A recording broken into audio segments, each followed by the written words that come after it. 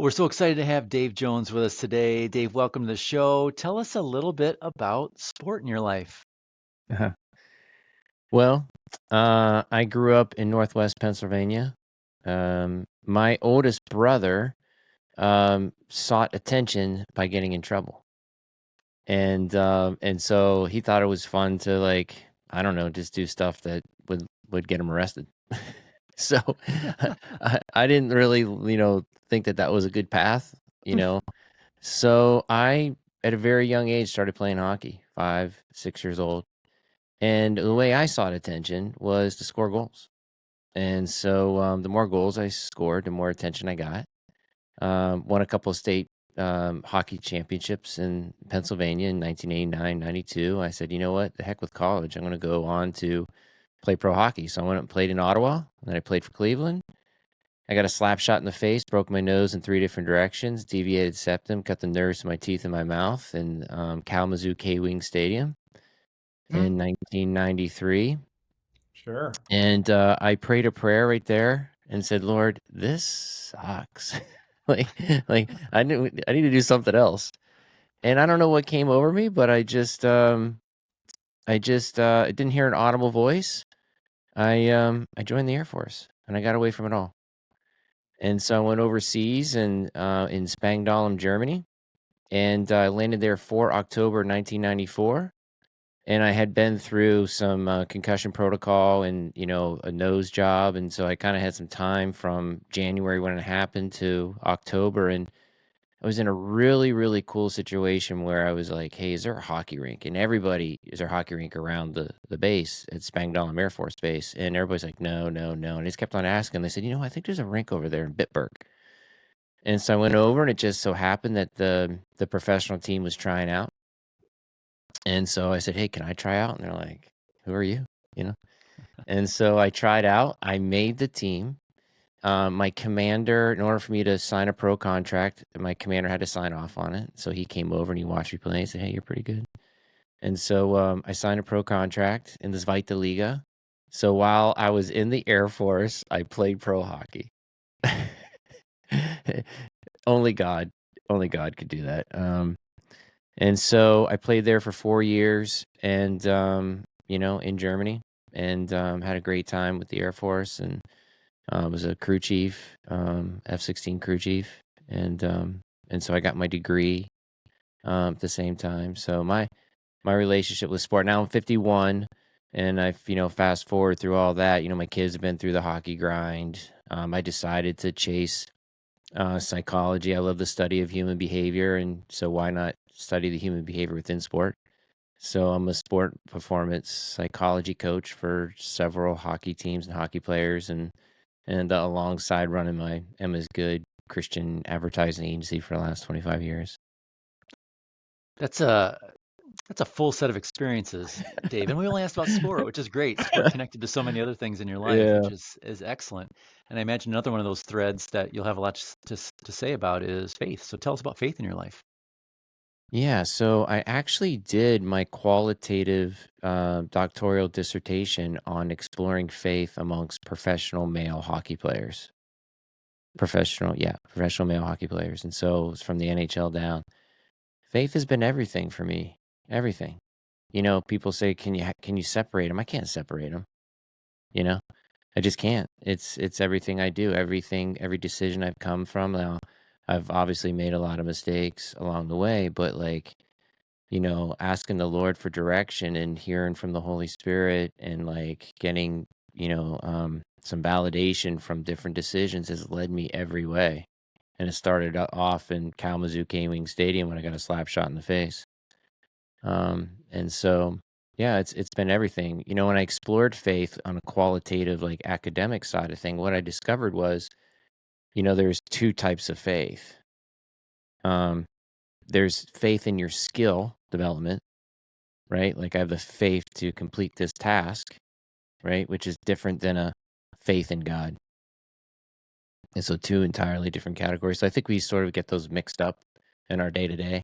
Like I have faith. I have faith to to go to work. I have faith to drive this car. But do you have God-like faith, right? And so faith has been everything.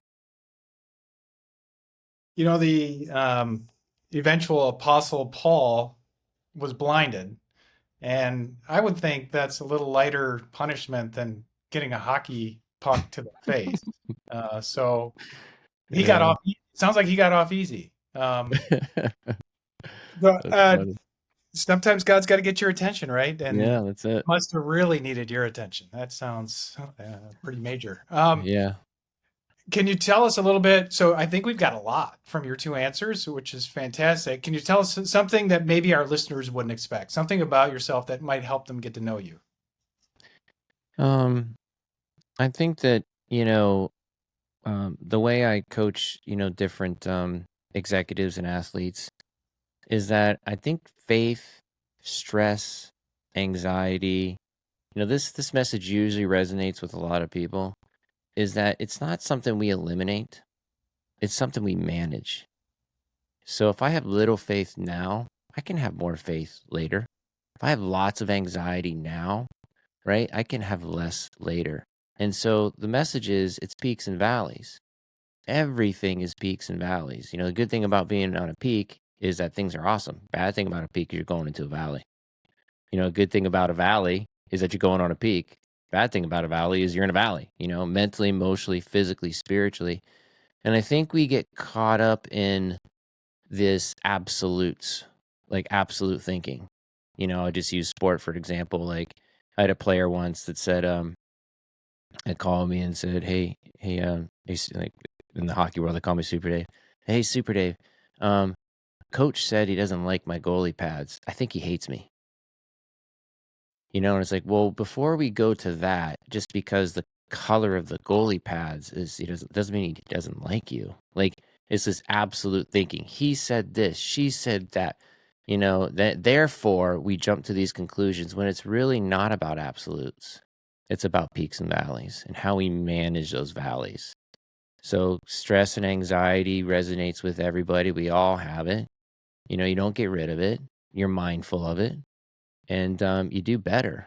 So, as we go through those peaks and valleys, it's about a good, better, best, and post evaluation on, what, I was in this meeting and I was really stressful about it. I should have said something, or I shouldn't have said something, or I said something I don't think everybody liked. Well, what was good about you speaking up? What could have been better? What could you have done to perform at your best? And so something that I think resonates is that we manage it. We're mindful of it before we just eliminate it or go a different direction. Dave, I can already tell. I mean, you've got a number of irons in the fire, one of them being kind of a marketing arm of what you do. And I can tell that communication is an important part of what you do, and really landing your words with a variety of types of clientele, right? Different folks in different stages of life. And I can see that you're doing that as you take your really foundationally strong wisdom that you've gotten through both education and a pretty eventful life, and translate it for folks that are 18, 19, 20, that are living in the moment and maybe making quick decisions. One of your more recent methods of communication is for you to like pull together this book, which is kind of interesting. And it's, I would have expected, just from listening to you now, I might have expected more of a nonfiction, hey, here's how to do life well. Here's a way to manage stress, right? And it would have been, a handful of steps. But you wrote a story. I did. Yeah, so I guess I'm intrigued by that first. Tell us a little bit about the book. Just give us an overview. And then tell us, why did you end up writing a story to try to communicate? So there's a little bit at play here, Brian. So I really appreciate the question. So Vision Wins is a book of about R7, and I just come from this could be right or wrong, I don't know. But when I say, hey, Brian, you need to do this, Brian, like this is not the way to go. I think that people put up a wall. Like, unasked for advice is criticism, right? And so, like, you need to do this. I did this, therefore you should be successful over here.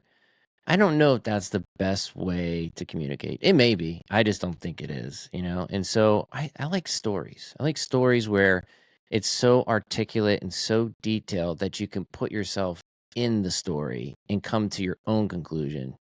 You know, that to me is more empowering and insightful, where vision can kind of pull through versus somebody telling me what to do.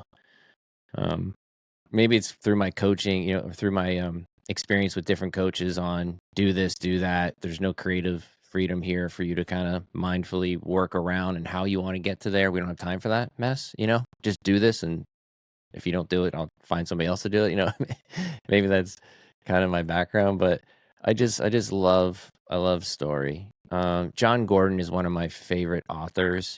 And so I had the opportunity to carry his bags at an FCA event, and I asked him how he wrote a story, and he kind of told me, it took me about 5 years to figure out kind of how I wanted to land the story. But so that's what I've done. So Vision Wins is a story of Kelly and Elliot who go through some success early on. They're at Edina High School hockey sweethearts, and then Elliot gets in an accident, which is a true story of a guy who played hockey for 11 seconds at Boston University.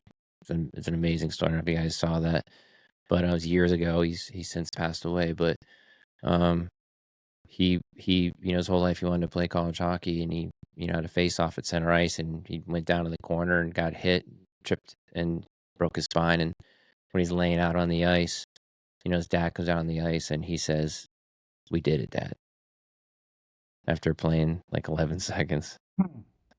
And I think there's just so much to learn in that, I get choked up when I tell that story, but and so I just love story. And then On Thin Ice, which is I just released 2 weeks ago, is another story, but it's not about Ellie, it's about Kelly. And Kelly's working through her faith. And so I wrote it with Karen Ann Moore, who is the devotional queen of all time. She's written the 1 minute, 3 minute, 5 minute, 30 minute devotional. And she really helped me craft a story of what faith looks like. And which is kind of a spinoff of my dissertation, which I wanted something more traumatic to happen to Kelly, to kind of like overemphasize the point. But Karen Ann Moore, she really coached me up on that's not how faith works. Faith is like, these little bitty kind of instances or circumstances, and the stress and anxiety just starts kind of, and then all of a sudden, you kind of come to a conclusion. And so I think the story turned out really well. In fact, I wrote it like 12 months ago, and we didn't release it till like last month. So I had to go back and reread it, and I found myself going, "This is a pretty good book." So there's 2 books there: Vision Wins and On Thin Ice. And we're following the 2 protagonists then, right? So we're following Elliot and Kelly, these Yeah. high school kids that grow up together, fall in love, both star hockey players. You mentioned pulling a little bit from a story, like a real life story of what happened with one particular college hockey player. That's part of Elliot's story here. And as I heard you telling a little bit about your story related to sport, it seems like there's, if not sort of some natural topics, a little bit of maybe autobiographical stuff in terms of success in hockey, and maybe that's where it ends. But I guess I'm curious a little bit about the fact that this is a story that you're telling, as opposed to giving advice or instructions. But what are these books about? Yeah. Without giving away sort of the why someone would buy it, because there's really helpful hints. Like what is it about? What's the audience looking for here? What should they be looking for? This is a hot topic right now, and actually my wife and I talked about this last week. I've probably cried last week probably 9 times over Charlie Kirk, and this week probably 8 or 9 times too, and it's only Wednesday. And what gets me every time is that the idea that we were put on this planet to glorify the Lord with our talents and our abilities. And when you reach peak performance, that just comes out. And whether you're a Christian or not, it doesn't really matter. You are like, to me, it doesn't matter. Like, it's like the peak performance of being fulfilled versus doing a task. So like when we're tasked, you learn a task. When we get paid, you learn to you have a task, you get paid, you put in the hours, you get paid, right? But when you're feeling fulfilled, that's a whole nother realm of mental, emotional, physical, and spiritual um, peak. You're on the peak on all those. And so, like, when that happens, man, everybody wants to watch that. It doesn't matter you're a religious affiliate. Like, it's so cool to see that. And so what gets me is that, with the answer to your question, Chad, is that what I was trying to pull out is what gets in the way of peak performance. And so I was trying to pull that through story. So our doubt, our fear, our anxiety, our stress, you know. Yeah, and you don't leave people hanging there either. You actually put people in tough circumstances. Like you said, you add to the trauma. There's death in this story. There's paralyzing circumstances. I mean, there's difficulty in this story. And as people work through it, you give them some steps, some ways to think about things. And it kind of shows up in a variety of iterations as you kind of walk through. And I'm just wondering if you can summarize that a little bit and talk about, okay, I'm in this spot, I'm stuck, Yeah. I'm short of peak for performance, but you don't leave them there. You sort of give them a path to move in a good direction. Give us some Yeah. language to understand that. Yeah, so the process that I use is called R7, right? So it's 7 steps. Destiny is number 1, right? Number 2 is vision. Number 3 is strategy. Number 4 is brand. Number 5 is communicate. We have to pray or think about steps 1 through 5, and then step 7, take action. A lot of times we are so action oriented that we forget all the other stuff. Just go. Activity, activity, activity. Like, how busy are you? Man, I'm super busy. And there seems to be like a ratings on, 5 stars of how busy we are, when that's not really kind of, I don't think how we're built to be busy. I think we're built to be fulfilled. And so everybody can be busy. I have a good friend that just retired from the NHL, and we're like, hey man, like, can you jump on this meeting? He's like, oh man, I'm super busy. I'm like, oh, what are you doing? He's like, I got 2 tea times today. you know, you know. Very I busy. mean, it's busy, And so R7, I don't know that it's the silver bullet of like all your answers, but at least it's a process to add clarity and direction, right? So what is the vision?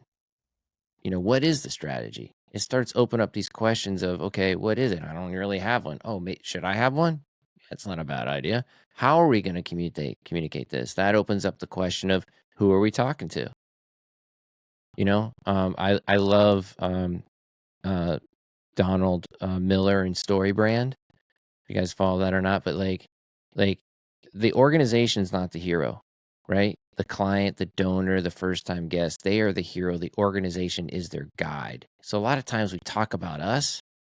Really, the viewer doesn't care about you so much as how are they seeing themselves in the story, right? And so how do they overcome whatever it is that they're dealing with? And so I believe that R7 at least opens up the questions of, we need to put some thought behind this.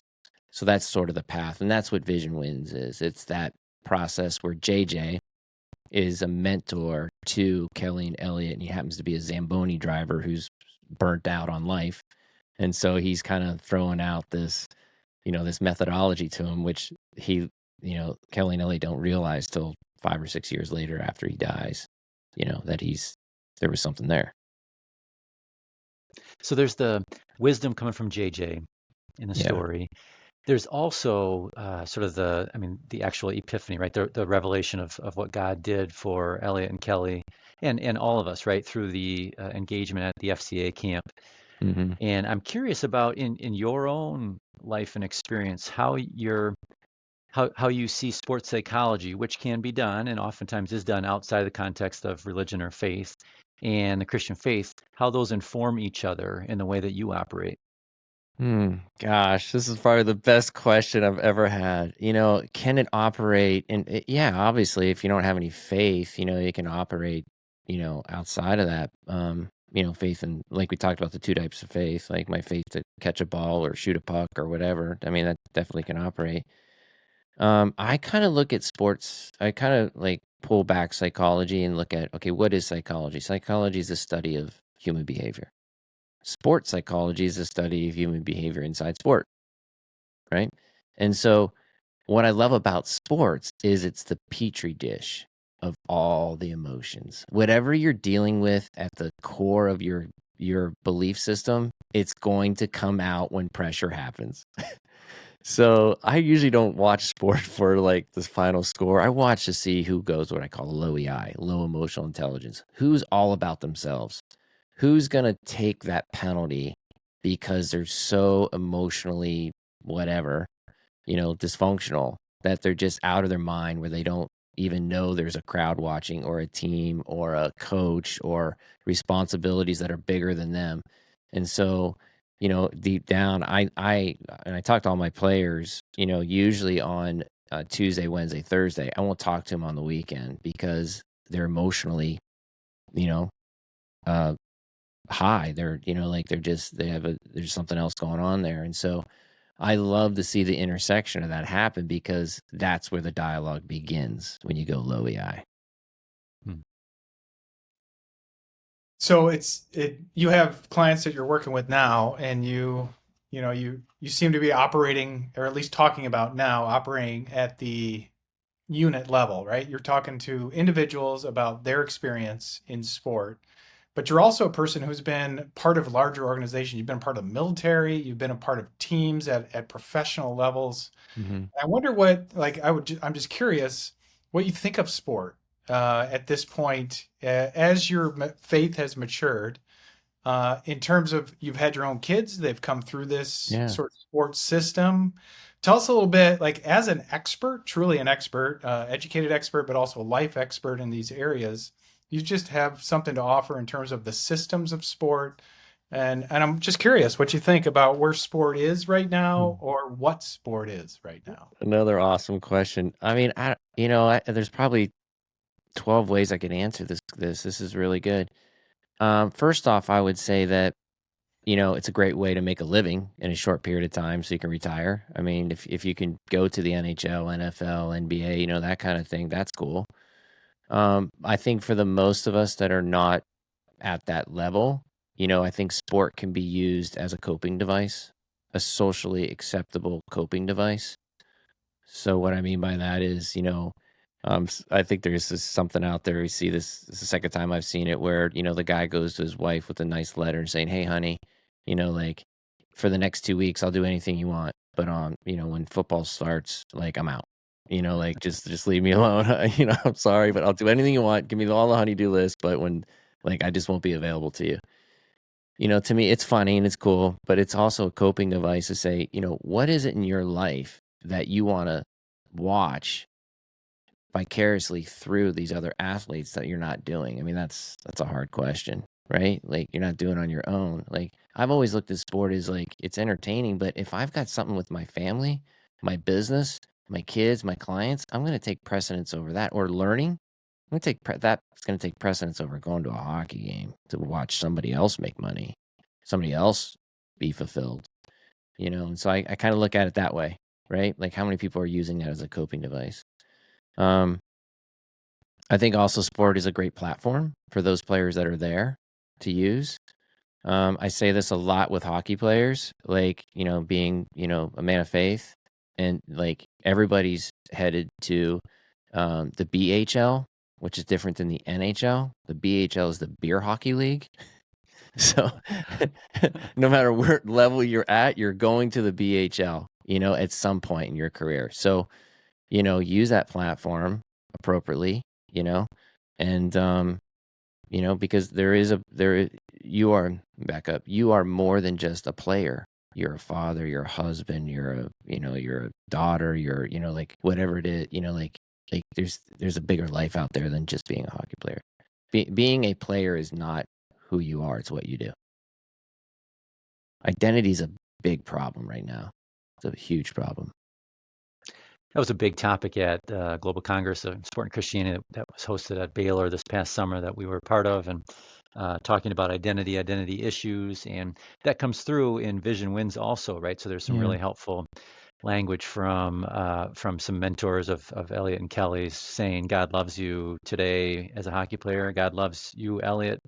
The next day when you're no longer able to, right, because of the catastrophic Yeah. injury. God loves you just the same. And so that appears to be really helpful. And one of the strongest messages that comes through in the story. I'm interested in knowing, with your experiences working with elite athletes and corporate executives as well, what are some of the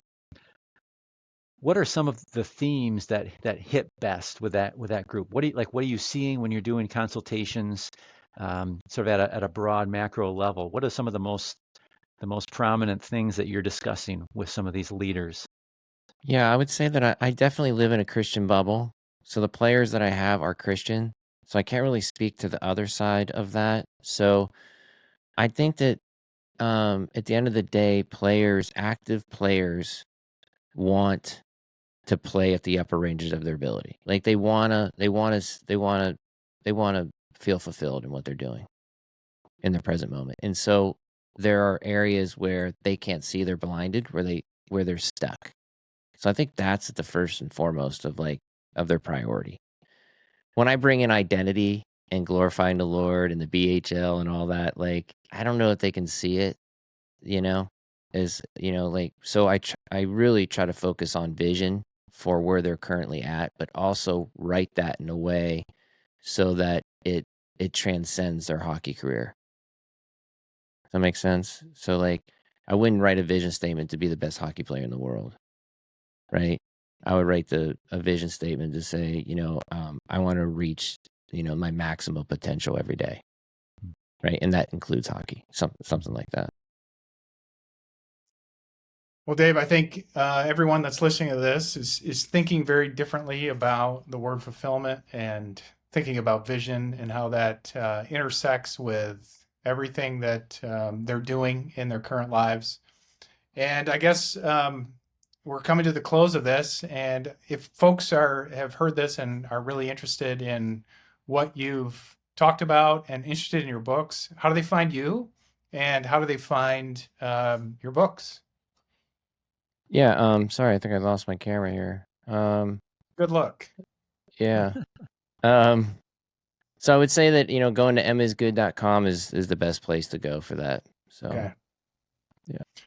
Yeah, well, that's so emmasgood.com. Folks can find you there. I appreciate the work that you've put into bringing all of your different worlds together and forming it in a way that really thinking about how that lands and the communication style that you're bringing to really some topics that people talk about all the time, but maybe at a more surface level and don't really get to where you're bringing them. So we really appreciate you coming on Sport Faith Life, and we hope to talk to you again in the future when a few more books come out. Yeah, man, I appreciate the time here and I really enjoyed speaking to you guys. And thank you for having me. It's been a pleasure.